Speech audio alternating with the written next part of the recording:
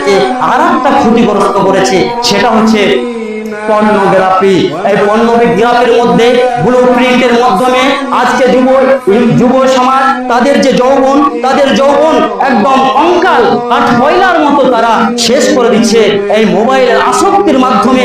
এই কি করা যায়? টাইম তো পাস হচ্ছে না, আমার কাছে প্রচুর সময়, আমার কাছে অনেকগুলো সময় আছে, তাহলে মোবাইলটা ইউজ করা যায়। মোবাইল ইউজ করলে আমার সময় কোন চলে যাবে, রাত্রে ঘুম আসে না, তাহলে মোবাইল স্পর্শ করা যায়। মোবাইল আমরা কখনো ইউটিউবে চলে গেলাম, কখনো ফেসবুক সাগরে চলে গেলাম, কখনো ইনস্টাগ্রাম সাগরে চলে গেলাম, কখনো হোয়াটসঅ্যাপ চ্যাটের মাধ্যমে কোনো গার্লফ্রেন্ড বয়ফ্রেন্ড এই যে কোনো ফ্রেন্ড হতে পারে না কেন, তাদের মধ্যে ঘন্টার ঘন্টা আমরা আমাদের সময় এই সেই সময়কে অপচয় করে মোবাইলের সঙ্গে কানেক্টেড হয়ে আমরা অ্যাক্টিভ হয়ে সেই কাজের সঙ্গে জর্জরিত হচ্ছি। তো এটাই তো সত্য কথা।